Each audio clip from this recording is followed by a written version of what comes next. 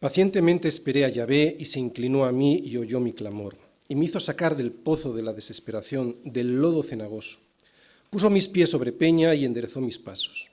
Puso luego en mi boca cántico nuevo, alabanza a nuestro Dios. Verán esto muchos y temerán y confiarán en Yahvé. Bienaventurado el hombre que puso en Yahvé su confianza y no mira a los soberbios ni a los que se desvían tras la mentira. Has aumentado, oh Yahvé, Dios mío, tus maravillas y tus pensamientos para con nosotros. No es posible contarlos ante ti. Si yo anunciare y hablare de ellos, no pueden ser enumerados. Sacrificio y ofrenda no te agrada, has abierto mis oídos, holocausto y expiación no has demandado. Entonces dije, he aquí, vengo, en el rollo del libro está escrito de mí. El hacer tu voluntad, Dios mío, me ha agradado y tu ley está en medio de mi corazón. He anunciado justicia en grande congregación. He aquí, no refrené mis labios, Yahvé, tú lo sabes. No encubrí tu justicia dentro de mi corazón. He publicado tu fidelidad y tu salvación. No oculté tu misericordia y tu verdad en grande asamblea. Yahvé, no retengas de mí tus misericordias. Tu misericordia y tu verdad me guarden siempre, porque me han rodeado males sin número. Me han alcanzado mis maldades y no puedo levantar la vista. Se han aumentado más que los cabellos de mi cabeza y mi corazón me falla. Quieras, oh Yahvé, librarme, Yahvé, apresúrate a socorrerme. Sean avergonzados y confundidos aún a los que buscan mi vida para destruirla.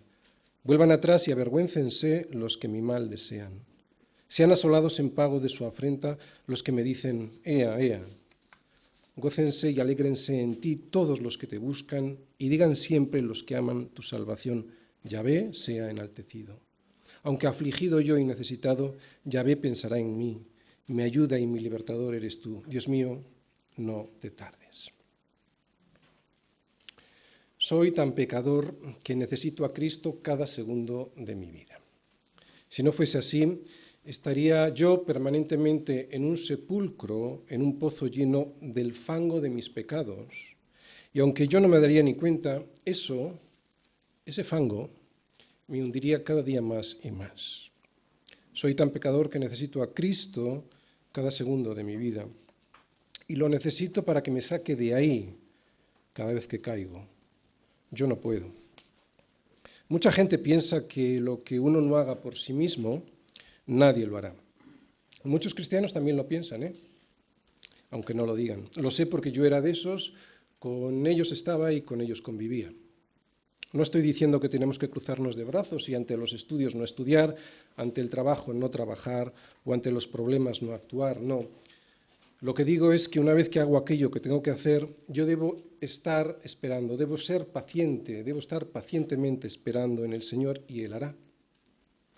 En el fondo, no dejar hacer a Dios o desesperarse es una falta de confianza en Dios, en que Dios finalmente hará lo correcto. O para ser más precisos, para nosotros la desesperación es una falta de confianza en que su soberanía es buena. Porque, ¿sabes por qué? Porque nos tememos que esa soberanía, su soberanía, no hará lo que a mí me gustaría que Él hiciese. En el mundo muchos prefieren darse la vuelta ante Dios, prefieren seguir sus propios pasos antes que llegar a Él quebrantados, antes que presentarse necesitados. Esta actitud es peor que una falta de confianza en Dios, es directamente aborrecer a Dios, es directamente un desprecio hacia Él. Entre nosotros no pasa lo mismo, sin embargo, y aunque decimos que en Él confiamos, a veces preferimos seguir por el camino infantil de quejarnos y de lamentarnos. ¿Por qué nos pasa eso?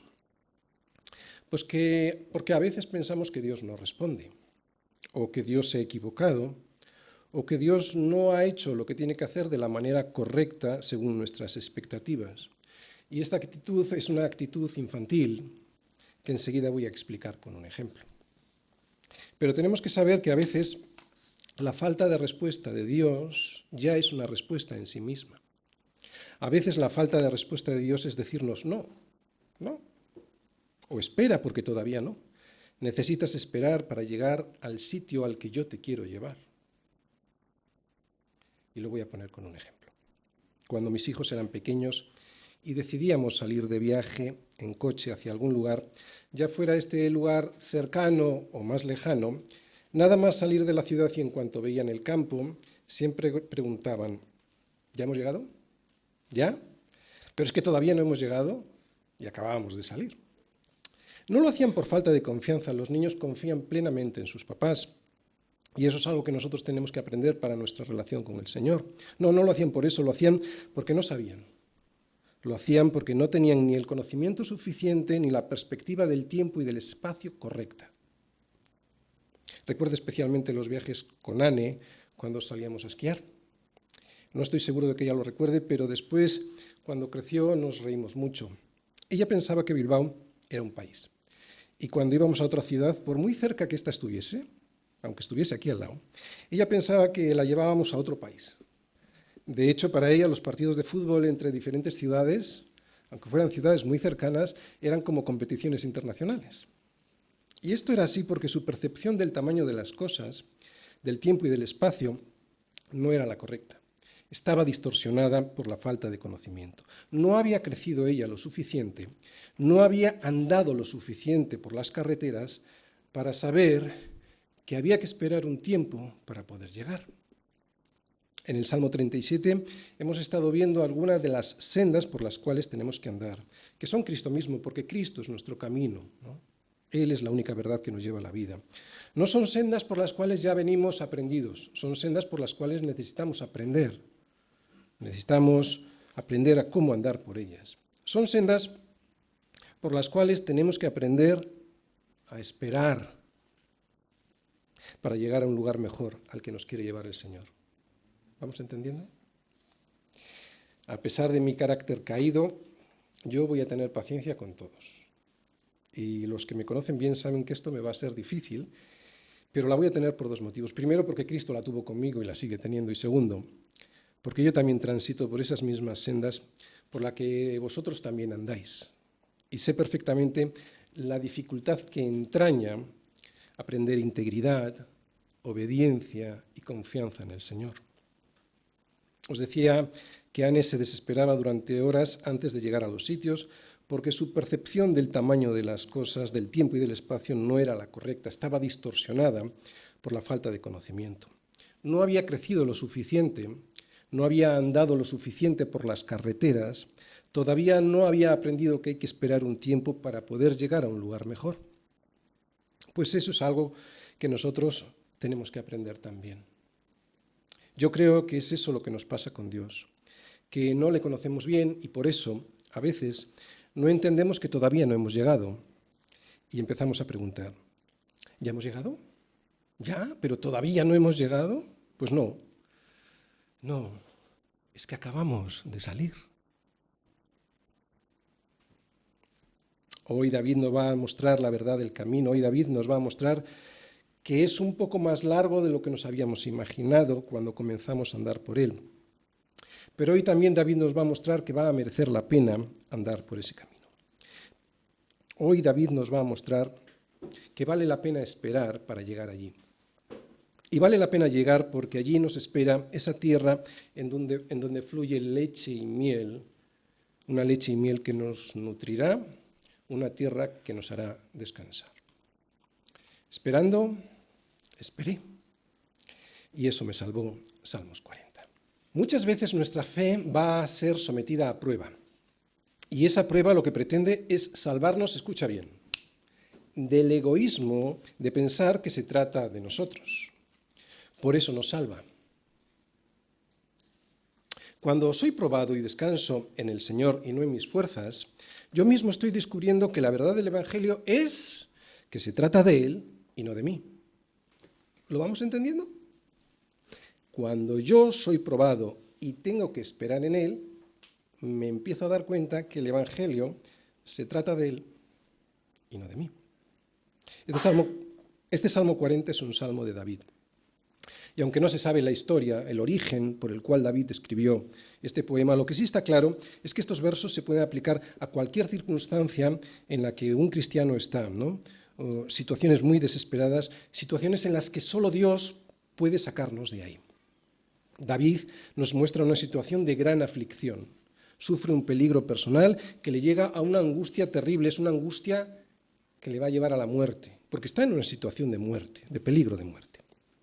Así pues, este salmo nos puede ayudar a saber cómo buscar y cómo esperar de manera correcta, porque se puede buscar y esperar al Señor, pero de manera incorrecta, ¿de acuerdo?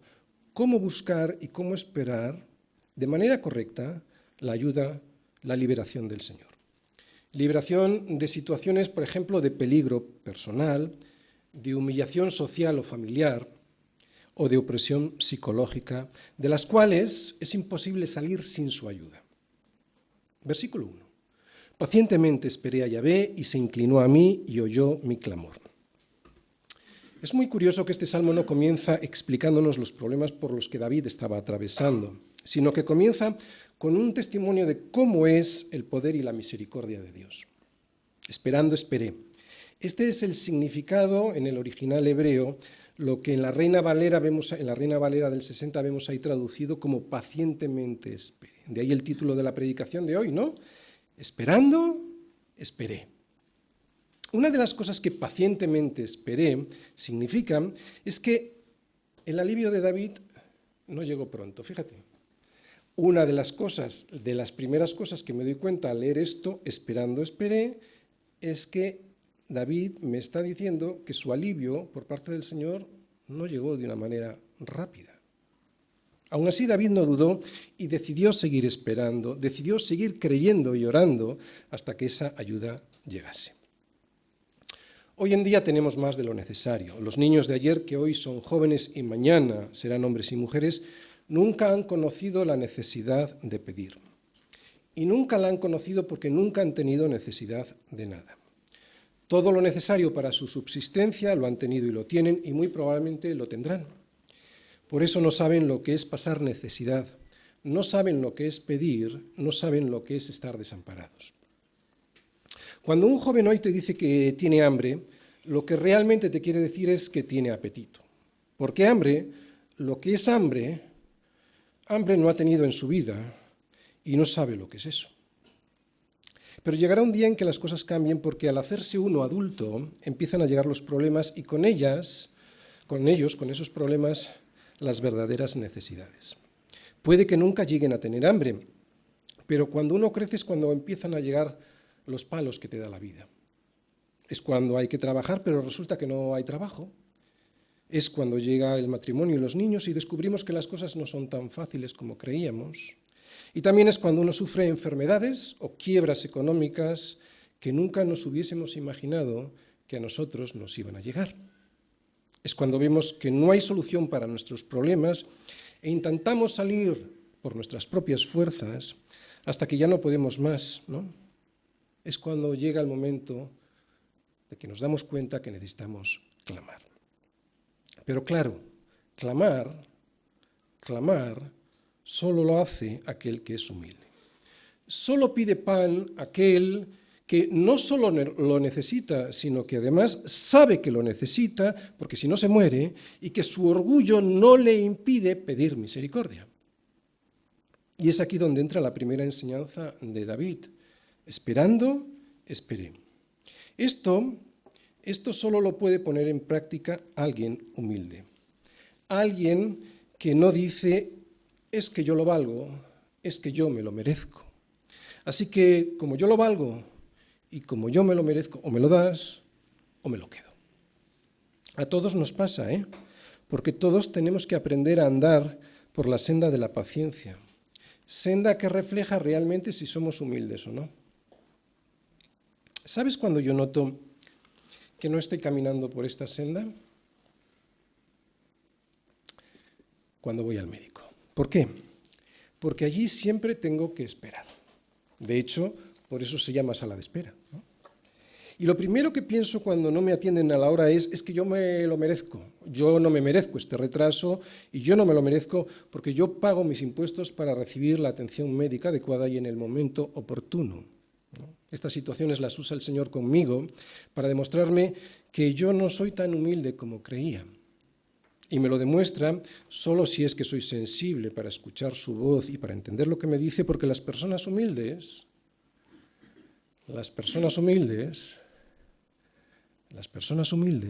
pueden esperar. Y pueden esperar porque las personas humildes tienen paciencia. Y atención, solo puede tener paciencia, verdadera paciencia, aquel que ha puesto toda su esperanza y confianza en Cristo y no en sus derechos. No hay otra forma. Las personas humildes, las que reconocen a un Señor en su vida, porque solo se puede ser humilde si tú tienes un Señor al que sirves, ¿te das cuenta? Porque si tú eres el Señor es imposible que seas humilde. Sin embargo, si tú tienes un Señor en tu vida, sí tienes la posibilidad de ser humilde, alguien al que tú sirves.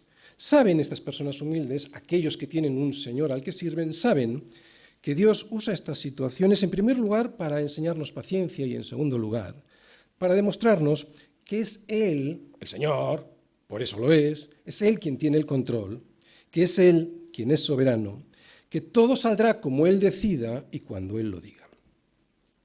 Por eso decía al principio de la predicación que el Evangelio se trata de Él y no de mí, que el Evangelio se trata de lo que Él hizo por mí y no de lo que yo hago por Él, y mucho menos se trata de lo que yo hago por mí mismo, ¿no?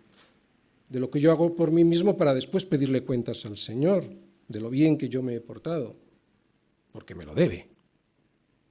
¿Te das cuenta? Cuando tú entiendes esto, es cuando pones tu esperanza en Dios y no en ti y en tus supuestos derechos. Porque hay que recordar que esos derechos que tú tienes, supuestos derechos, los perdimos cuando entregamos nuestra vida al Señor, ¿sí o no? Para eso es el Señor, yo le entrego mis derechos. Tenemos que recordar que renunciamos a todos esos supuestos derechos y lo hicimos públicamente cuando firmamos el acta de renuncia que fue nuestro bautismo. Pacientemente esperé al Señor y se inclinó a mí y oyó mi clamor. Pacientemente esperé, por eso ahora escucha. ¿Entiendes? Escucha porque pacientemente esperé. Y no escucha antes, porque Él solo escucha cuando el que habla, el que clama, renuncia a sus derechos. Él solo se inclina y oye cuando el que habla, el que ora, sabe esperar en Él. Y esto lo que significa es que mi confianza está puesta en que Dios actuará, pero lo hará en su tiempo y no en el mío. Y muchísimo menos lo hará en base a mis supuestos derechos, sino en base a su justicia. Y no solo eso, además lo tengo que hacer con paciencia, como digo, pero no solo eso, sino además lo tengo que hacer sin dudar de su amor, sin dudar de su amor. Es entonces cuando versículo 2, me hizo sacar del pozo de la desesperación, del lodo cenagoso, puso mis pies sobre peña y enderezó mis pasos. ¿Por qué José no podía salir de la cisterna donde sus hermanos le metieron? Porque era un pozo profundo en donde solo se podía salir si desde fuera, escucha bien, si desde fuera alguien le ayudaba. Era ese pozo, un pozo cenagoso y de desesperación. ¿Qué probabilidades tenía Daniel de salir con vida cuando fue tirado al foso de los leones si Dios no lo hacía? Ninguna. ¿Y a Jeremías? A Jeremías también le metieron en un pozo y no pudo salir hasta que le sacaron desde fuera. Jeremías no paraba de profetizar sobre el mal que le vendría a Jerusalén si, en este caso, que voy a comentar, si el rey Sedequías, el rey de Judá, no se rendía ante el rey de Babilonia. La ciudad de Jerusalén iba a ser asediada por el rey de Babilonia, pero ni al rey Sedequías ni a sus hombres le estaban gustando las palabras del profeta. En aquel tiempo, cuando alguien no quería oír las palabras de un profeta enviado por Dios para decirle al pueblo lo que tenía que oír, solían deshacerse de él. Y salvando las distancias y los métodos, hoy suele ocurrir lo mismo, Y esto fue lo que hicieron. El rey le tuvo en el patio de la cárcel, pero sus principales, sus príncipes, querían algo más. Querían ocultar, querían enterrar a Daniel. Y entonces el rey miraba para otro lado, pero ellos, estos príncipes, tomaron a Jeremías y lo hicieron echar en la cisterna de Malquías, hijo de Amelec, que estaba en el patio de la cárcel. Y metieron a Jeremías con sogas. Y en la cisterna no había agua sino cieno, y se hundió Jeremías en el cieno. Bien, esta es la idea que quiere expresar David con el pozo lleno de lodo cenagoso y lleno de desesperación. Si ya un pozo es en sí un lugar desesperante por resultar imposible salir sin una ayuda exterior, este pozo del que habla David tiene en su fondo un lodo cenagoso. Y vete a saber de qué estaba compuesto ese lodo, ¿no? Porque esos pozos normalmente se usaban como cárceles, como lugares de prisión en los que se metía la gente para no dejarles salir hasta que muriesen, ¿no? Por lo tanto, debía ser una suciedad de heces, de descomposición, de restos humanos, de desesperación. Un sitio así es un lugar en donde nadie quiere salir. En donde nadie quiere estar. Es un lugar en donde nadie quiere estar, es un lugar donde te echan. Nadie entra ahí por voluntad propia, ¿no? Es un lugar en donde el siervo de Dios, por serlo, cae allí y no puede salir sin la ayuda de Dios. Así se sentía José, así se sentía Daniel, así se sentía Jeremías y así también se sentía David. ¿A ti te suena haber estado alguna vez en un pozo así, en un lugar en el que no quieres estar, pero al que eres arrojado a pesar de que estás sirviendo y siguiendo al Señor? A veces incluso por serle fiel al Señor. Bien, quería enmarcar bien el lugar para que se entendiese el contexto espiritual que está intentando explicar David, ¿no? Con esta angustia. Porque hay algo interesante en todas estas historias, algo que yo acabo ya de decir, y es que ellos fueron arrojados allí por ser fieles al Señor. Y yo creo que todos aquí en alguna ocasión nos hemos sentido así, ¿no? Estamos sirviendo al Señor, estamos siguiendo al Señor, y aún así, ya sea por nuestra necedad, ¿no? Por nuestras equivocaciones, por las decisiones equivocadas que tomamos, o por haber hablado la verdad, o sea, por haber predicado del Señor, nos hemos visto metidos en un pozo del que intentamos salir, pero resulta que el lodo sobre el que estamos tira de nosotros hacia abajo y en vez de conseguir salir, todavía nos hundimos más para abajo. ¿Y qué es lo que pasa? Pues que uno termina exhausto y sin esperanza. ¿Cuáles son estas situaciones? Pues son situaciones como la de la persecución familiar, ¿no? Por ser cristiano, pero también son la falta de empleo, la falta de estabilidad familiar, la falta de estabilidad emocional, la falta de salud. Y es cuando alguien se pregunta, ¿cuándo vendrá el socorro de Dios, ¿no? ¿Cuándo vendrá el socorro de Dios si yo le he sido fiel? Ya hemos dicho por qué Dios lo permite. Por lo tanto, la respuesta a esta pregunta de cuándo vendrá el socorro de Dios es cuando Él lo considere, cuando Él crea que es el momento adecuado. ¿Por qué? Pues porque hay que saber esperar y nos quiere enseñar paciencia. Dios quiere que aprendas a buscar y a esperar de manera correcta su liberación. Y esto se hace con un ingrediente fundamental, con paciencia. A ver, la paciencia es un ingrediente fundamental en nuestra relación con Dios. La paciencia es un ingrediente imprescindible en la oración, ya que la paciencia me demuestra si mi confianza es de verdad y no solo de boca. ¿Entiendes? La necesidad de la paciencia me está demostrando si realmente mi confianza en Dios es de verdad, ¿no? Esté en la situación que esté. Y es que la paciencia me dice si soy humilde o no. ¿Sí o no? ¿Qué diferencia con muchos supuestos predicadores que te dicen que tú no tienes lo que deseas porque no pides? ¿No?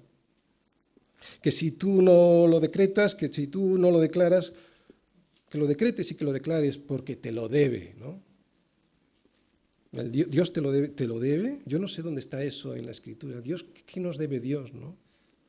Yo veo todo lo contrario en la Escritura. Dios no le debe nada a nadie, porque ¿quién le dio a Él primero para que nos fuese recompensado? Lo único que nos merecemos es la muerte. Te voy a leer una frase que todos conocemos perfectamente, un versículo de Pablo a los Romanos, para que entiendas perfectamente lo que sí nos debe Dios, lo que sí nos hemos ganado. Porque la paga del pecado es muerte. ¿Qué es la paga? La paga es el sueldo de alguien, ¿no? Yo trabajo y me deben una paga. Me la deben porque yo he trabajado. La paga del pecado es la muerte. ¿Qué es lo que me deben? ¿Qué es lo único que me debe Dios? El lodo cenagoso. Eso es lo que me debe. Que me quede en el lodo cenagoso. Así pues, la paga del pecado es el lodo cenagoso, la muerte. Eso sí que me lo debe, más la dádiva de Dios. ¿Qué dice? Dice dádiva, ¿verdad? ¿Dice paga? Dice dádiva. ¿Qué es una dádiva? Un regalo. ¿Qué es un regalo? Algo que le damos a alguien sin tener que dárselo.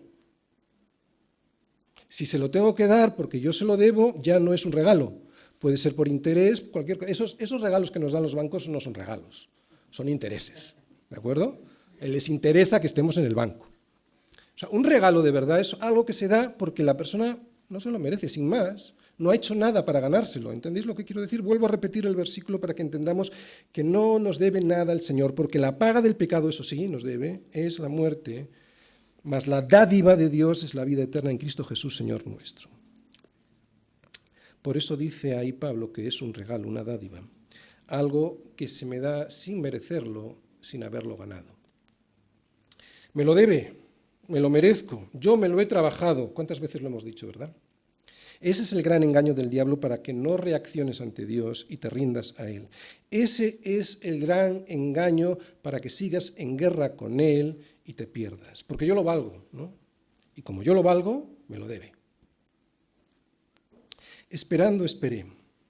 En las Escrituras, ya sea en el Antiguo Testamento, ya sea en el Nuevo Testamento, siempre me enseña que yo debo esperar pacientemente en la forma y en el tiempo de Dios. Y que la respuesta puede ser no. O como hemos dicho al inicio de la predicación, puede ser espera, espera, porque todavía no, ¿no? Y muchas veces es todavía no porque necesitas esperar, esperar porque yo quiero llevarte a un lugar mejor. Yo te quiero llevar a un lugar mejor, nos dice el Señor. En una ocasión, en medio de la desesperación de una fuerte tempestad, de noche y en oscuridad, Jesús no calmó el viento y las olas inmediatamente. Lo primero que hizo con sus discípulos fue lo siguiente, y esto sí lo hizo inmediatamente, fue hablar, lo primero que hizo fue hablarles y les dijo, tened ánimo, yo soy, no temáis. Esto es lo que necesitamos hacer cuando estamos en una noche de oscuridad y de tormenta. Escuchar la voz de Dios, esperarle a Él y confiar que sea Él quien aquiete los vientos que nos son contrarios. Yo sé que todos estáis despiertos. Bueno, casi todos. Os pediría que los que estáis dormidos no sigáis dormidos. Os lo pediría porque puede ser la salvación escuchar la palabra. Bueno, no, puede ser no. Es la salvación para vuestras vidas. ¿De acuerdo? Si no, es mejor irse al cine. ¿De verdad? El Señor ha hecho un sacrificio enorme para presentarte su palabra. No es una falta de respeto a mí, en absoluto. Yo no merezco nada. Es una falta de respeto al Señor. Hacemos un esfuerzo para no dormirnos, ¿de acuerdo?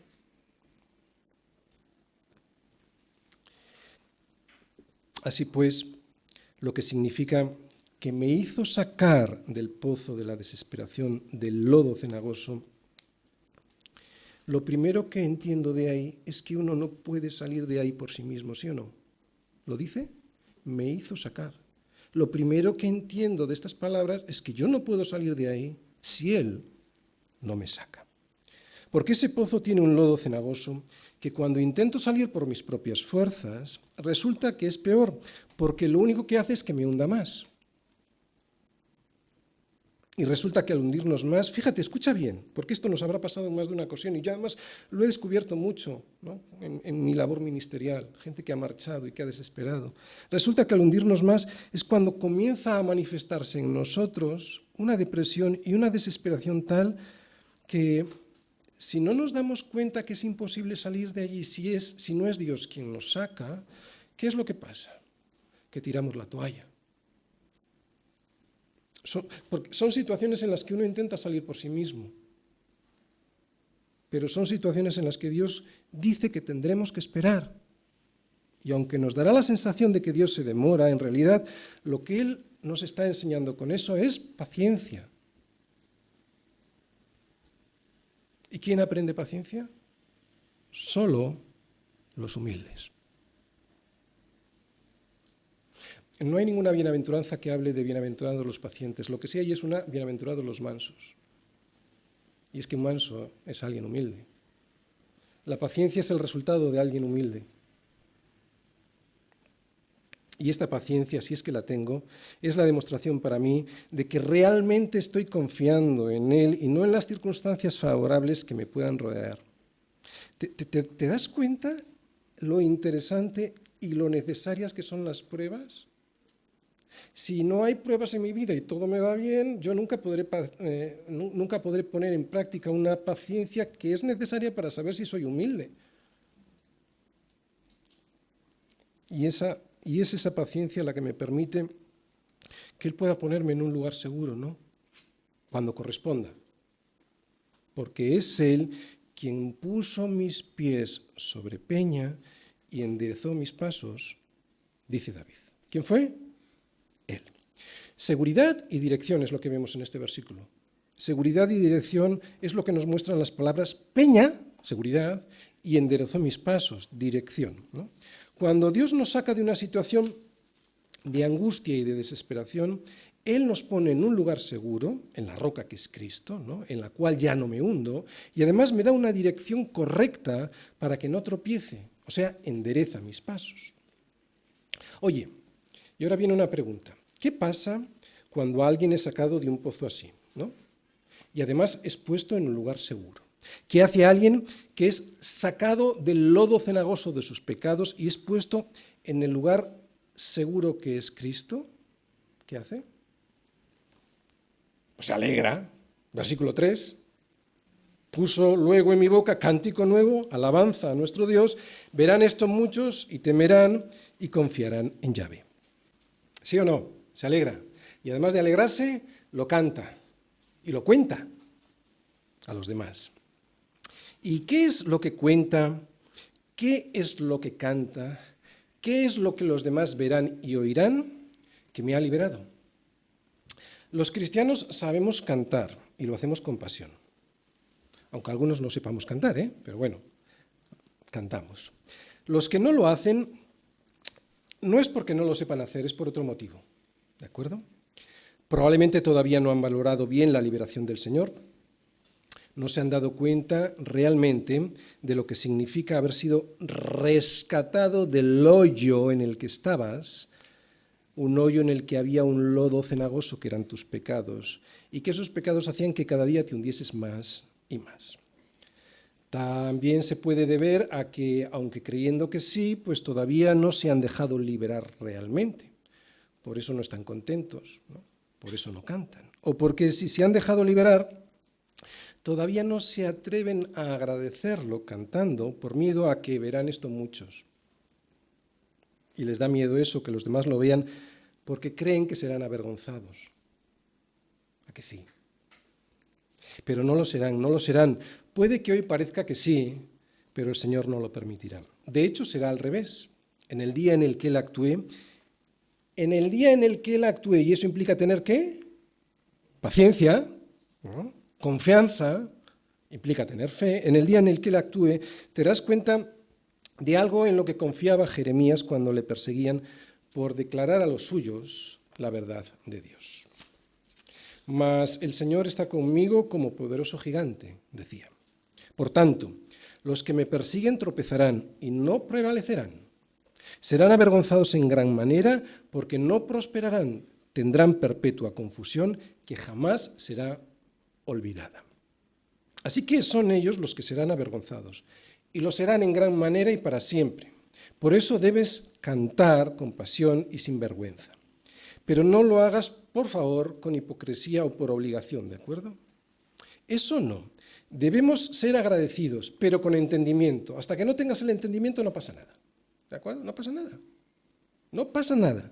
La canción, el canto, la alegría tiene que ser con entendimiento, ¿no? Has entendido que te has sacado del pozo. Y fíjate de dónde viene el entendimiento. Dice David que ¿puso quién? Él puso luego en mi boca cántico nuevo. El entendimiento para cantar viene del cielo. Es curioso, pero esto demuestra que todo, incluso lo que cantamos, es para la gloria de Dios. Es Él quien pone el entendimiento en nuestra mente. Él es quien pone la alabanza en nuestra boca. Lo único que nosotros tenemos que hacer es no resistirnos. ¿Te ha pasado que alguna vez te has resistido? ¿Por vergüenza que todos lo verán? Sí, ¿verdad? Por lo tanto, ¿qué es lo único que tienes que hacer? Dejar que eso que pone el Señor en tu boca surja, fluya, no resistirse. Así que hasta las alabanzas son frutos de Él, de nuestra salvación, y la salvación la produjo Él, son frutos de nuestra salvación en Cristo Jesús, no obras en la carne, ¿no? La carne para nada aprovecha, ni siquiera para cantar aprovecha.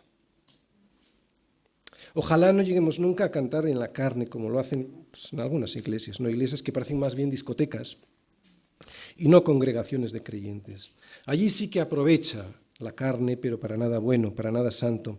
No es para darle la gloria a Dios, más bien aprovecha para darse la gloria a sí mismos. Cuidado, atención, no caigamos ahí. David dice que este canto que Dios ha puesto en su boca es un, ¿qué dice? Cántico nuevo. No tiene por qué ser nuevo en la letra, ¿de acuerdo? Puede ser nuevo en el espíritu.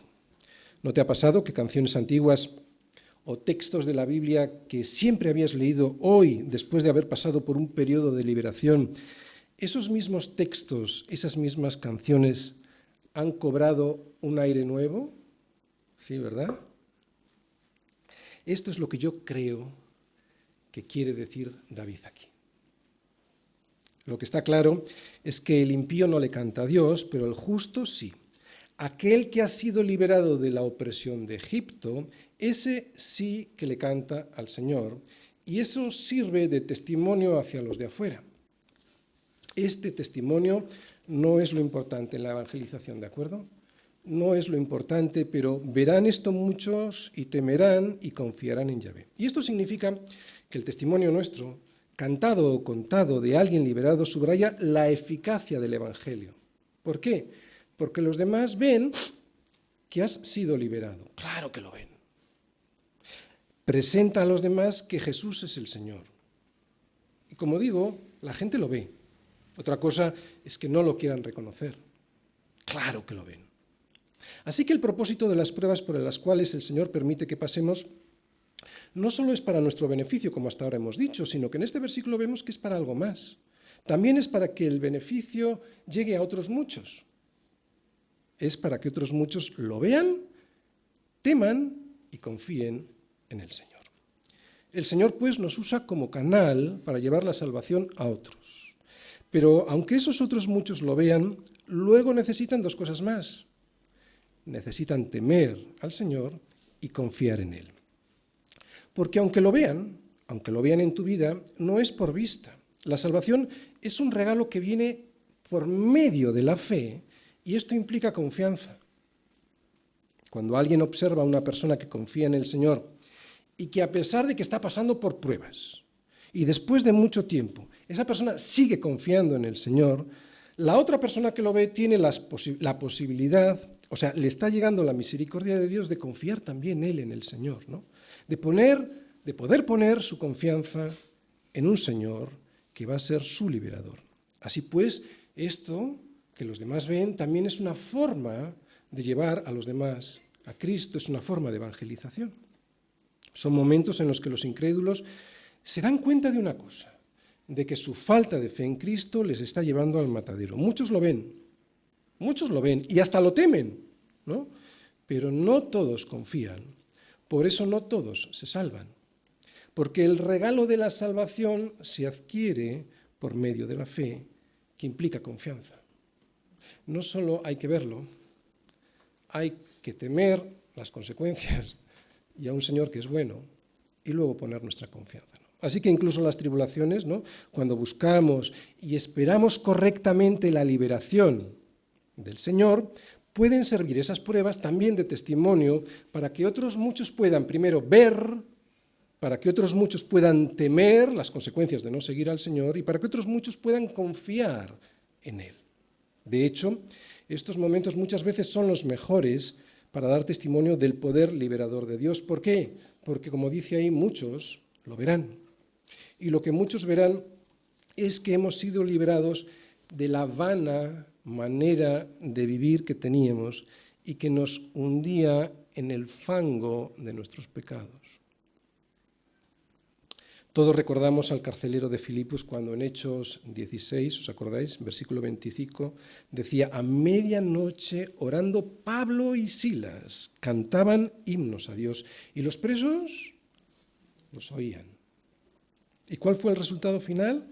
Pues que después de oír el Evangelio, no la canción, sino el Evangelio, el carcelero fue salvo él y toda su casa. Cuando a nosotros nos ven cantar, cuando a nosotros nos ven cómo respondemos a Dios ante las circunstancias que nos afectan, cuando lo hacemos con fe, con confianza, con paciencia, eso lo verán muchos. Lo verán muchos. Y aunque no lo digan, aunque no te lo digan, temerán. Por lo menos durante un tiempo temerán. Se plantearán las razones por las cuales tú sí crees y ellos no. Por eso cantar, orar, clamar a Dios, no solo se ha de hacer en la prosperidad, también lo hemos de hacer mientras dure la adversidad, sobre todo mientras dure la adversidad. De hecho, si cantamos solo cuando todo nos va bien, puede decir la gente: hombre, claro, ¿cómo no le va a cantar a Dios si todo le va bien, verdad? De hecho, esa fue la acusación de Satanás delante de Dios a Job. ¿Os acordáis? De que todo le iba bien y por lo tanto, ¿cómo no le iba a seguir al Señor? ¿Acaso teme Job a Dios de balde? Era la acusación de Satanás. Pero Job se mantuvo, ¿no? Se mantuvo a pesar de que el Señor permitió que le ocurrieran muchas cosas. Se mantuvo y lo pudo hacer porque su fe y su confianza no estaban puestas en aquellas cosas que Dios le había regalado, sino que su fe y su confianza estaban puestas en el Dios que él tenía. Vamos a ser probados y eso va a ser para nuestro bien. Primero, para que descubramos en quién hemos puesto de verdad nuestra confianza. Segundo, para que cuando seamos liberados, cantemos esa libertad y así podamos descubrir nosotros mismos también si de verdad creemos o no, porque valoramos de verdad esa liberación. Y tercero, para que los demás, al vernos cantar, al vernos orar, al vernos clamar, lo que puedan hacer es ver tu vida, temer las consecuencias de la desobediencia a Dios y también confiar en Él. Los que no creen, ¿a quién claman? A nadie. Aunque crean que sí, si tú no crees, ya le puedes decir a Dios: Dios mío, por ejemplo, en un momento de angustia, como se oyó en alguna grabación del último accidente de avión en los Alpes franceses, ya le puedes decir: Dios mío, que si Él realmente no es tu Dios, no te va a oír por mucho que le grites. De hecho, decir eso, Dios mío, es usar el nombre de Dios en vano. ¿Te das cuenta? Es usar el nombre de Dios en vano. No te va a oír. Solo Cristo salva, solo se puede clamar a Dios a través del único mediador entre Dios y los hombres. Solo hay un Dios y un solo mediador entre Dios y los hombres, Jesucristo, hombre. Pero para eso Cristo tiene que ser mi Señor.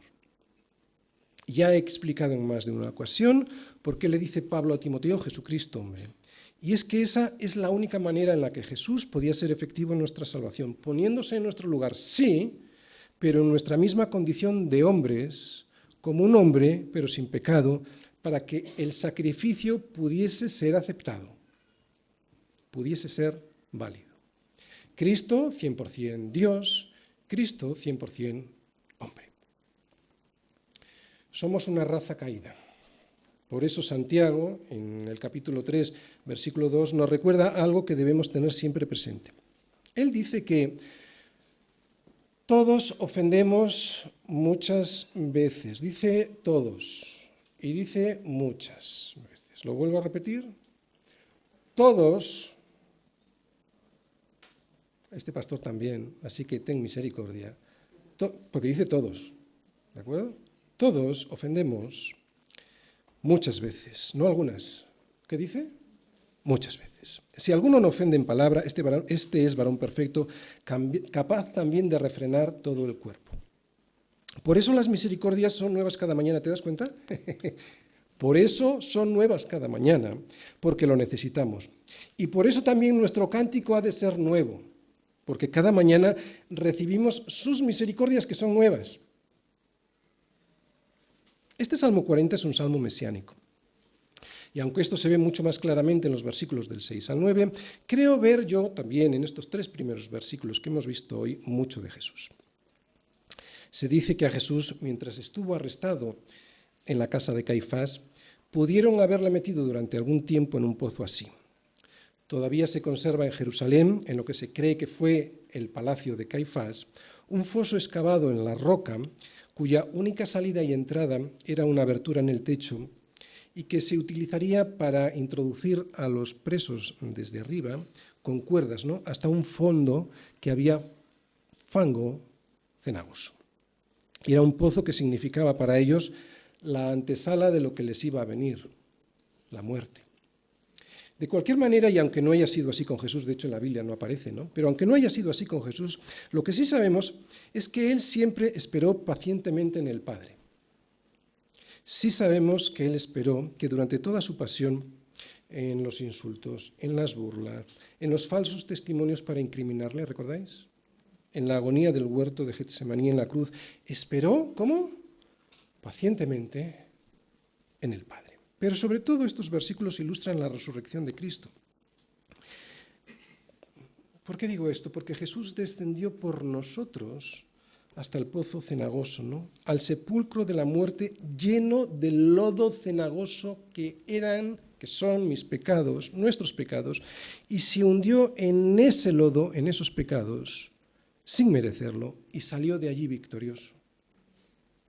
Si Jesús no hubiese sido pacientemente paciente, todo el sufrimiento que padeció le hubiese desanimado y eso hubiese frustrado nuestra salvación. Así que incluso en estos versículos podemos ver a Jesús. De hecho, toda la Biblia se trata de Jesús. Esperando, esperé. Este era el título de la predicación de Dios. En realidad es la traducción literal del original hebreo del primer versículo. Lo que expresa David con estas palabras es una actitud, escucha bien, de confianza absoluta. Esperando, esperé. De confianza absoluta en Dios. Una esperanza que persevera, que confía en que será oído por Dios, aunque la respuesta tarde en llegar. No hay otra. No se ve otra cosa en la Biblia. David como ejemplo de paciencia, mostrándonos la sombra de aquel que habría de venir, aquel mayor que él, que iba a venir a salvarnos, Jesús. Así que hoy hemos visto como una sombra a quien es nuestro mejor ejemplo de humildad y de confianza en el Padre, a Jesús. Y a pesar de que las circunstancias que vivió Jesús fueron muy amargas y que la respuesta del Padre parecía que no llegaba, la respuesta llegó porque, como dice David, Él se inclinó a mí y oyó mi clamor y me sacó del pozo, del lodo cenagoso. David, al repetir el verbo 2 veces, esperé y esperé, nos muestra cómo era su actitud, la de David ante Dios. Y esa actitud tiene mucho del niño pequeño que confía en su padre, pero que al mismo tiempo es una actitud que tiene muy poco de infantil. Es la actitud de un hombre de verdad, que confía en Yahvé como un niño lo hace con su padre, pero que al mismo tiempo lo hace con el entendimiento de aquel que sabe que el auxilio de su padre llegará, que no puede faltar. Puede que haya aparentes retrasos, pero Dios al final actuará. ¿Os acordáis de aquella historia que os conté al inicio de la predicación y que muchos padres experimentan con sus hijos, ¿no? La historia que hablaba de la impaciencia de mis hijos por llegar a ese lugar al que yo les quería llevar. Pues así hacemos nosotros con nuestro Padre, ¿no? Es por eso por lo que nosotros también debemos aprender lo siguiente. Esperando, esperé. ¿Por qué? Porque Él me quiere llevar a un lugar mejor. Y también hemos visto otra cosa. Hemos visto paciencia, ¿verdad? Pero hemos visto agradecimiento en el versículo 3. Agradecimiento que David expresa con un cántico nuevo. Debemos agradecer todo al Señor, por la casa, por la comida, por el vestido. Pero también debemos ser agradecidos por lo que hemos visto hoy, porque nos ha sacado del pozo cenagoso de nuestros pecados, del agujero, del sepulcro en el que estábamos, ese pozo de desesperación en el que el lodo cenagoso de nuestros pecados nos hundía más y más. Termino. No es muy coherente dar las gracias por la casa si no le damos gracias por habernos puesto en la roca en la cual hemos construido nuestra casa. No es muy sensato dar las gracias por la comida si no se las damos por el pan que descendió del cielo. Tampoco tiene mucho sentido darle las gracias por el vestido si no le damos las gracias a Dios por la sangre que nos cubre y que nos presenta vestidos dignamente delante de la presencia de Dios, vestidos de su salvación, ¿no? Pues eso es lo que nos ha enseñado el Salmo 40 en sus 3 primeros versículos. Amén.